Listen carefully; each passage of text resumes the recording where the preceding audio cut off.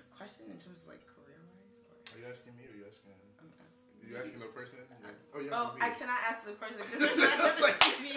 What do I want to do with my life? Yeah. Well, I want to be successful, clearly. I want to make money, clearly. I want to be happy, clearly. Got that little Bob Risky type, yeah, clearly. I was like a typical ass Yoruba 2018 nigga if I say yay, so I can't do that. Oh my God. At my wedding, when it's being played, if you don't dance and you don't acknowledge that it's being played, you're gonna be escorted out. No takeaway plates. No goodie bag. Like when I'm telling people that like I'm actually like a theater major, they just look at me funny. Even like kids of like our generation like look at me funny and be like, what are you gonna do with that?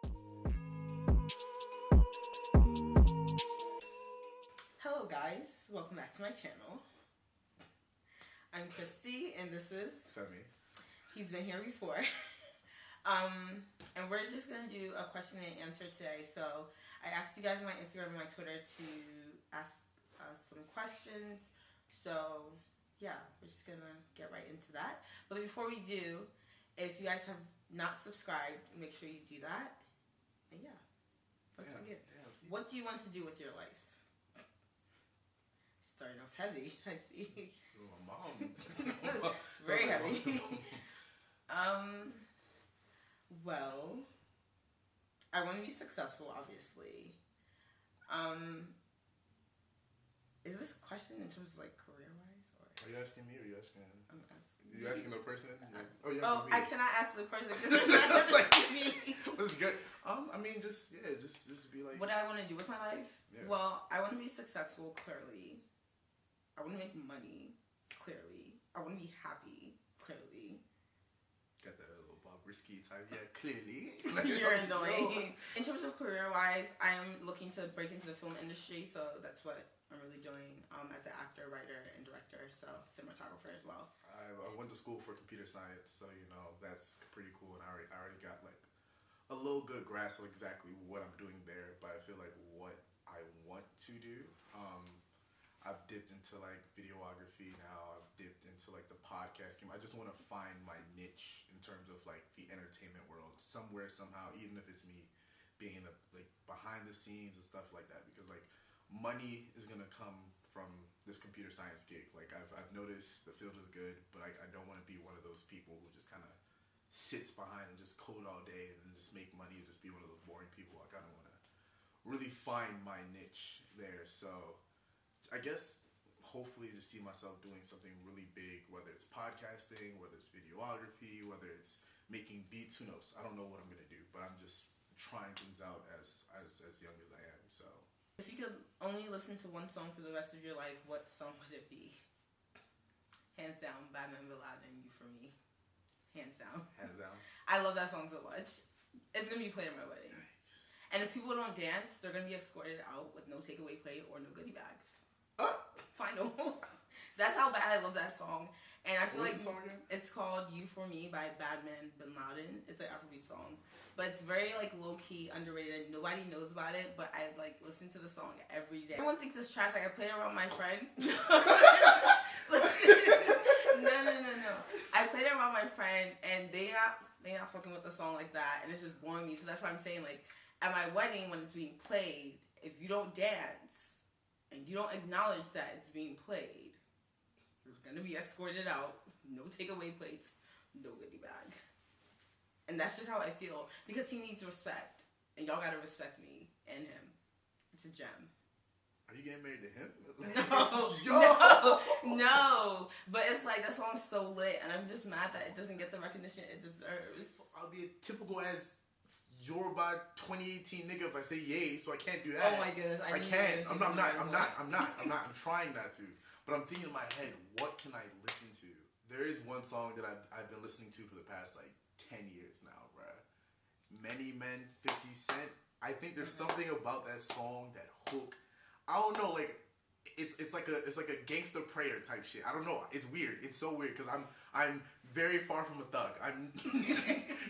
But it's like, you know, blood in my eyes, dog, and I can't. Blood.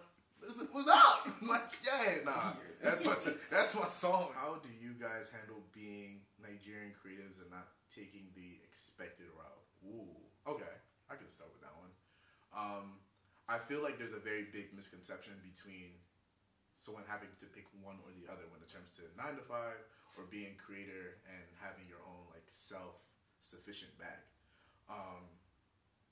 I'm currently trying to take the route of funding my creativity through my own funds by taking the expected route, if that makes sense. So again, computer science, I do well at the job they expect me to do, but like instead of me spending my money or saving for like a random thing, I've kind of just invested in myself. So I went on my way to like bought certain softwares, bought mics, bought stuff for podcasting that started going well, spent money on a website, spent money on a new phone so I could start videography. Just all these things that wouldn't be possible. And people ask me so many times, like, how can you do all these things so fast? Because I'm able to spend the money I'm making with that quote unquote expected path. So like, it's okay to have like a backup plan. It's okay to work a 9 to 5 because it's like, where are you gonna find the money? So just work within your means, but don't be afraid to like take that extra, because it's like that takes a lot of energy out of me for a fact. Like I'm working 9 to 5, and then like from 5 to 9 I'm working on my creative side. This meaning I have rarely any time for like friends or finding wife or anything of that sort. So like, I mean, and it's the sacrifice you gotta take if you want to explore that creative side that I think most Nigerians have, or just Africans in general have. You just kind of been suppressed into getting that quick money. So I'm doing the exact opposite. I am definitely taking the non-expected route as a theater and journalism major, and as a Nigerian, which is so, I don't want to say it's taboo, but it's weird for some people. No. And I've like definitely received like weird like when I'm telling people that like I'm actually like a theater major, they just look at me funny. Even like kids of like our generation like look at me funny and be like, what are you gonna do with that? But I don't know, it's like, how do I deal with that? Like I can't do that 9 to 5 thing, only because like, at least not long term, only because like you're saying, it is time consuming. That's taking up most of my day. So if I'm doing that, when am I gonna have time to like better myself, better my craft? It's like I'm not gonna have the time. So I rather just be 100% devoted to what I really want to do, which is like I said, the film industry and like entertainment, and just devote myself into that 100%. And that's just me and how I'm dealing with that. What is your biggest passion? Plantain, 100%. Really? Not even like a joke. Plantain is like, it's like, I don't know. It's like every time I like, if you look through my like blocks on Twitter, 60% of people who said something remotely bad about plantain. Even if you do that little Jamaican pronouncing, I probably blocked you. Like plantain. All right. Anyways, like I don't know, plantain. And if you want me to quote unquote be serious, even though I am being serious, my little sisters. Okay. Those two for a fact. My little sisters, I have 3 of them. And at first, when I went to University of Maryland, like I kind of wasn't really that close to them. And then once I, transferred during those breaks, like I was kind of forced to be at home compared to here. I could just spend breaks like in courtyards or whatever. So I don't know. Like I started like hanging out, and then like they grew up so fast. They knew more about the world than I thought, because one is 11, one's 18, one's 21. I knew the 21-year-old, she was cool. But the 18-year-old, the way she was spitting, like this break, she was spitting facts to me. She's like, yeah, I'm just, I'm going to look good. I'm just going to look good enough so niggas can do things for me. But at the very same token, I'm not going to give them anything that they want for real, because I know my worth. And I was like, okay, sis. What? Okay. I was like, I ain't tell you. She's like, nah, because I was just like, I see how you used to treat girls. I was like, whoa, hold up, time out. How you used to treat girls? Cut that. Cut that. How do you used to treat girls? I think they want to know. I wasn't the best. I wasn't the best. That's all I can say. It wasn't the best. But shout out to 21 Savage. I am greater than I was. Or is it I was less than I am. Yeah. So I'm better. We're better. I am better. To new beginnings, 2019. Do you watch anime? No. Yeah. 100%. Yeah, 100%. 100%. Like, nah. The first one, like, I did the typical route with Death Note. I started there, and I was like, damn, like, not all anime is like fighting type shit. Like, oh, okay, cool. And then like I dove in a little to the little Naruto bag, and then from there it was like, poof. I think it was like what really got me was little My Hero Academia. That's what really got me. And I know she's looking at me like, what am I talking about? One Punch Man, that's dope too. I don't know, there's just a lot of them. I think my favorite is you see how excited I got. Yeah. I think my favorite one is Attack on Titans. Definitely, just because of like the way like the camera, the animations, how gory it is. It almost gives you like that Game of Thrones like vibe, like no one is safe type, and compared to like most anime is like cliche. Like, favorite Nigerian food?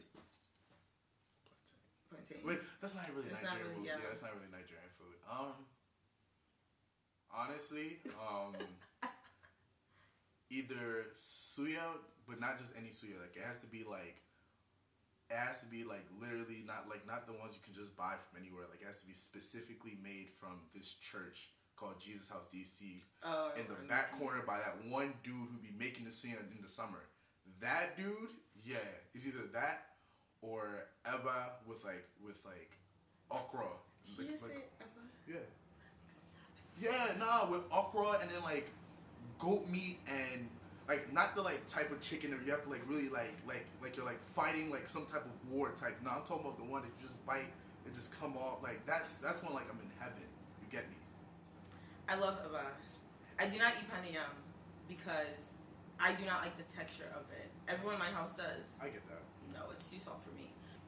Eba with a bone of soup is it, y'all. No, I can see that. Literally it. Also, I thought you were gonna say amala, bro. Like when I tell you amala is trash. Listen,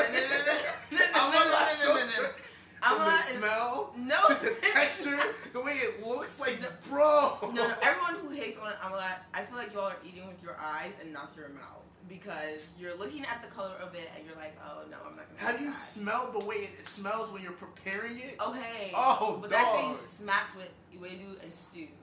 Or okra and stew. That shit is foul, That's bro. all I'm saying. I've never had, people apparently eat it with bekiri. I've never had it. But no. We're not going to slander him. No, my dad loved that shit. Don't sleep on bro. No, I'm snoring, nigga. Okay. Favorite show? That's a hard question. Of all time? Or we right better now. say, just say let's make it a little easier. When you're done this, you have to pop a show in like to watch. What are you watching? I don't mind. Easy without a doubt. Like that's something I've already watched. I don't care. The Office. Friday Night Lights. Love that show. Love that show. Shout out to Camille for getting me hip. And after that, I was hooked. It was no ending for me. Actually, it's about that time for me to restart it, so that's what I'm about to do. the fact that I'm even saying this live on like camera is crazy. But I remember back when I used to live here, around this area, I remember it was One Tree Hill that my man's got me. Never watched that. Nah, that show, as corny as a white soap opera it is, there's something about that show. I was like, damn, I gotta see what happened next episode. Damn. I was in season 5, like, all right, one more episode. Who loves that show? That's a dope show, bro. It's a dope show, bro. I don't know. I remember growing up, like, it would be on TV, like, but I would never watch that joint. I was more of a 90210 girl than... Never watched that. Yeah. I watched that religiously. What is the biggest downside to being African? Nothing is not an answer. Okay, sorry. Definitely the beginning stages of, like, when you're growing up from, like, ages, like, 5 to, like, I'll say, like, right before you really start finding yourself is really difficult because it's, like, there's a lot of people who were blessed to have, like, parents who kind of let them grow into like what they want to become compared to what you have to become. So that was very difficult, like, and that whole childhood era when it came to like, because at home you kind of felt like you had to be something, even if it was completely like not realistic, like in any way, shape, or form. And then you would go to school and you get made fun of for trying to be what your parents are telling you to be, and you're not fitting in and stuff like that. So like just trying to find yourself in very, very toxic environments, both at home and school, without really finding a safe spot. Yeah. That was definitely very like a struggle, and I feel like that's why a lot of Africans become who they want to when they're older, because it's like all these like bursts of creativity comes out because it's like it was like kind of like held in at one point. So it's kind of like, all right, cool. Now that I can do what I want to do, let me get this all out now. And then you see people, dope dancers. You've seen dope actors, dope musicians. She's about to be one of the top videographers of like our time in the DMV. So look out for her. Like, nah, it's a very, very tough thing to overcome, man. A lot of people don't. A lot of people become very successful doctors and lawyers and all the things, but like then you ask them down the line, is this what they wanted to do? And they break down in tears like, nah, it's never what I wanted to do. But my parents told me like, yo, this is what you need to make money. And then they find out like money isn't everything. Like money's cool. Money makes sure that you're not sad, but does it make you happy? Facts. Definitely that, but also sometimes our mentality is just, which kind of lies with what you're saying, our mentality is just not it.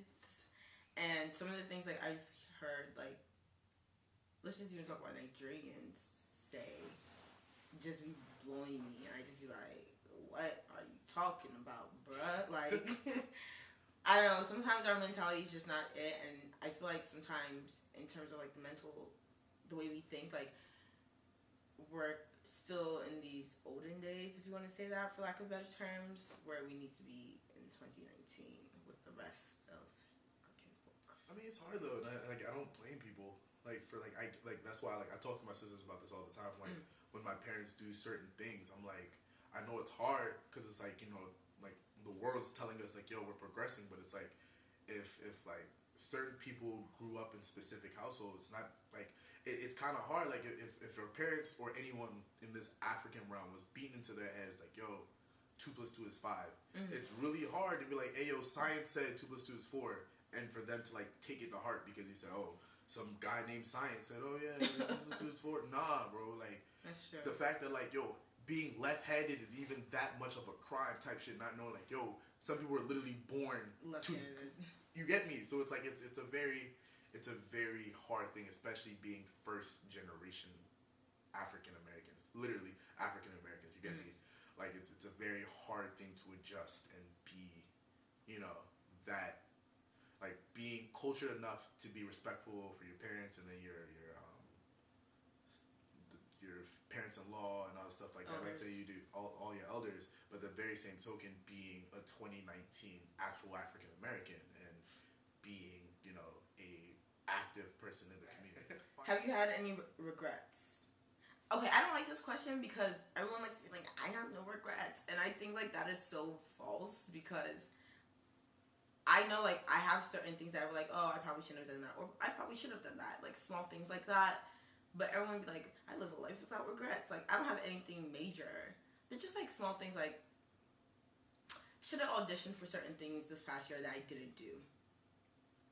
That's like something like, and then like seeing the work on stage. For example, I did a dance concert here with Alvin. Shout out to you. One of the professors in the dance department last fall came back this fall and was like, I'm not gonna audition. I was like, oh yeah. At first I was like, I'm gonna audition. I was like, I'm not gonna audition. I'm not a dancer. I'm not gonna do it. Even though I just did it, I'm not gonna do it. I had a lot of fun doing it, and I wanted to do it deep inside, but I was like, no, I'm not gonna do it because I was scared. I saw his work, and I was like, shit, I definitely should have auditioned. At least auditioned. And he came up to me and was like, why didn't you audition? Like, wait, I was expecting you. Was that a shot at Alvin? No. Oh, it's like I saw his work, so yeah, I definitely should have. Like, it was that good. Like I saw it was that good, and I was like, whoa! Like I really wish I was in this piece. And like I wasn't surprised because he's just a really good choreographer. Period. But it was just like that's like a little regret that I currently have. I mean, I'm over it now, but like small things like that, it's like, yeah, I wish I would have done that. Wish I would have auditioned at least.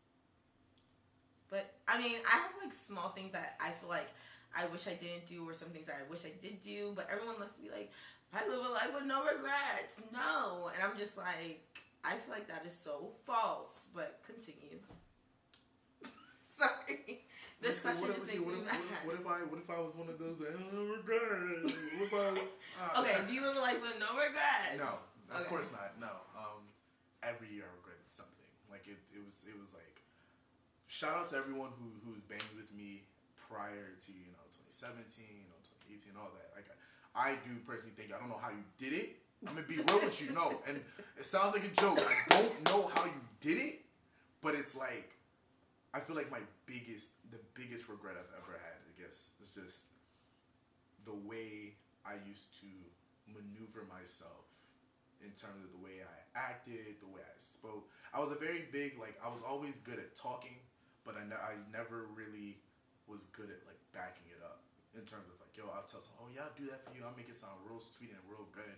And then when it came to, like, actually doing it, like, I just find a way to, like, sweeten the excuse and, oh, no, yeah.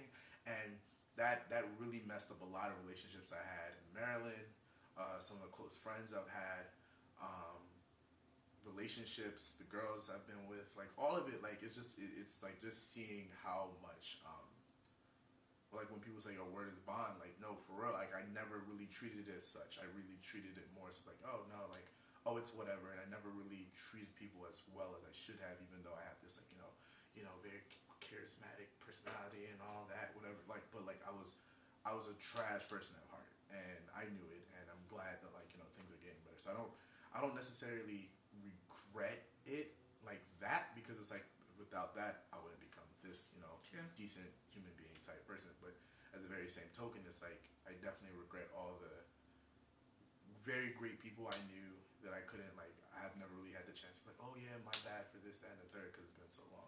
Damn, where are my AirPods?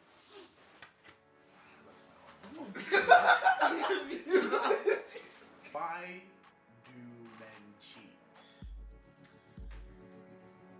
The reason I was like, because like, what type of question is that? You thought because I was here, it was just gonna, oh yeah, we cheat.